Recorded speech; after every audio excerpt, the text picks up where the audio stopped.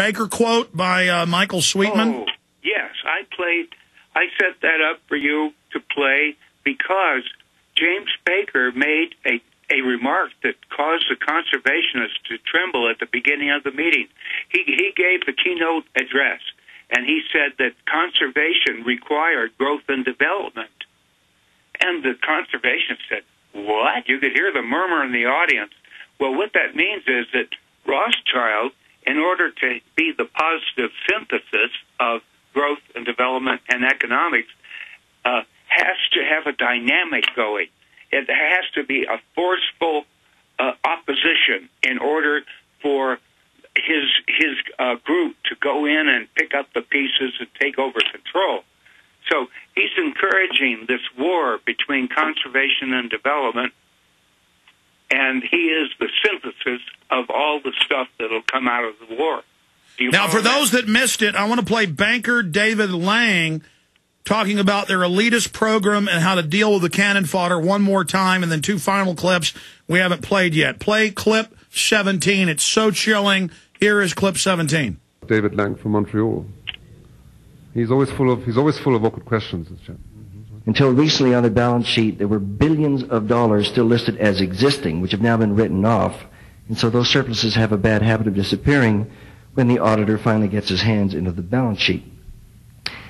I suggest, therefore, that this be sold not through a democratic process.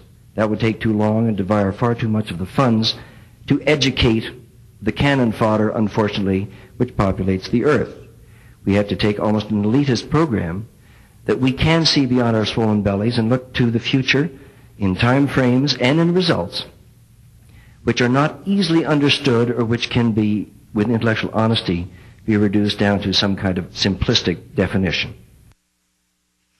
Okay, George Hunt.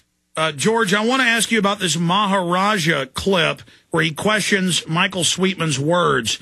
We're going to play this clip and then get you to comment on that, okay? All right, good. Here is the Maharaja questions Michael Sweetman's words. Here it is. I'll be very brief. I've been listening patiently to Michael Sweetman's paper and discussion so far. I'm confused, particularly since I am the president of the World Wildlife Fund India, an NGO, of the need of another helping hand. But since this baby has been accidentally conceived by Michael Sweetman, and I presume that he's either a very foolish man or a very clever man. I think he's a very clever man, because the paper does not give any details. It's very general. Wow. So Maharaj is pointing out this gives a blank check of power to this World Congress instead of the World Wildlife Fund set up by the Nazi Prince Bernhard to carry out extermination. What's going on in that clip with the Maharaja? Well, the Maharaja saw the light. He saw that either it was a very foolish plan that Michael Sweetman was introducing, to save the world's conservation, or it was a clever plan. And he didn't identify why it was clever, but he said, but I believe it's a clever plan. It's a clever plan because it seems to appear that they are saving conservation. And I think that's what the Maharaja saw. They were going to get money out of it instead of nice, pretty new trees. It's a clever plan.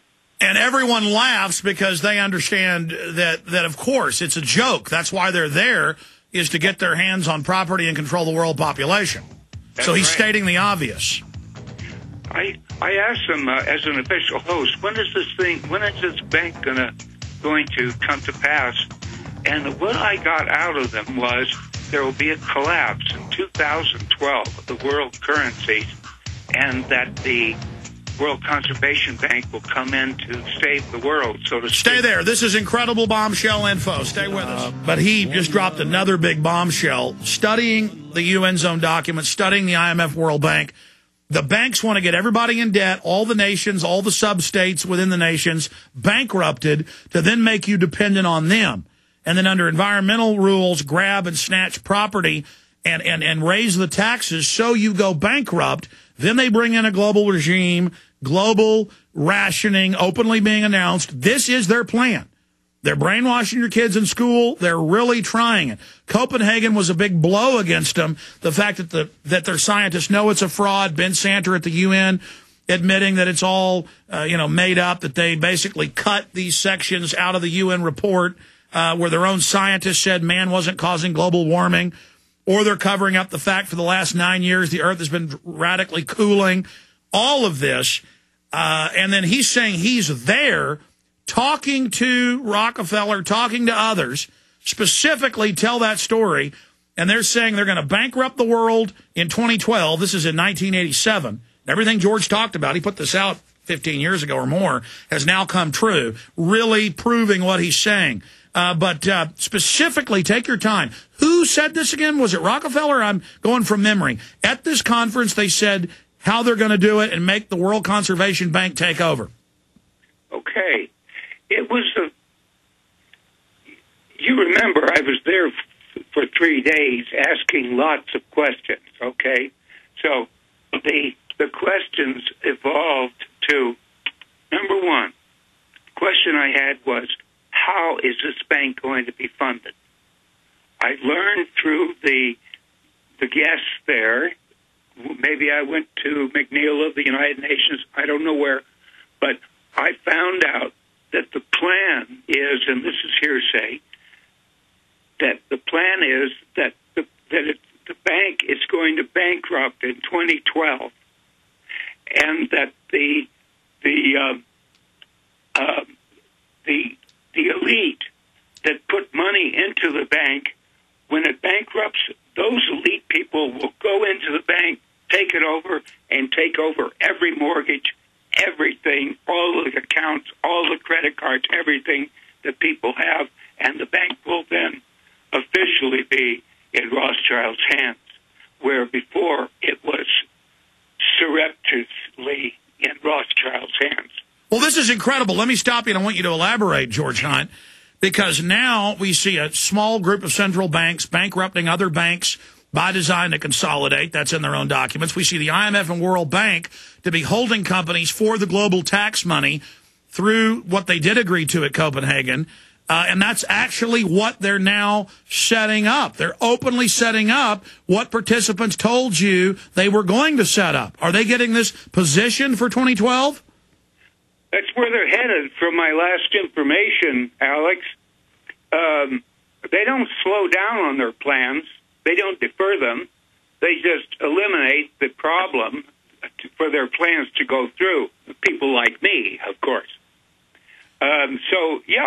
I would say there's going to be a major currency splash in 2012. Or leading up to 2000, or leading up to 2012. I mean, this is already happening. Yeah, the globe is imploding by an engineered depression, and everything is falling to the house of Rothschild and Rockefeller. And every time they bust an oligarch in Russia, it turns out it was really owned by the Rothschilds. That's mainstream news. Well, yeah. Look at the news about Warren Buffett. He's accusing the Rothschild family of controlling the world gold market. He's probably right, because the Rothschilds set the price of gold twice a day in London for the world. Unbelievable information. And again, when did you first start going public, releasing the videos of the conferences, releasing the audio, and saying all of this? Wasn't it like 20 years ago? Yes. It was in 1988 that a preacher named Alan Dale, who had a radio station in Texas, was accused of having me on, and they said, "Look, if you have that guy George Hunt on again, you're going to lose your job." Well, he had me on again the next week, because this is earth-shattering news, Well, the station was immediately bought out, and Alan Dale lost his job. And that's the issue. 22 years ago, they could stop stuff. Now they can't. It's out in the open. Stay there. George Hunt, incredible information. The website is with a V in the front, bigbank.com. Our websites are infowars.com and prisonplanet.tv. We'll be taking calls.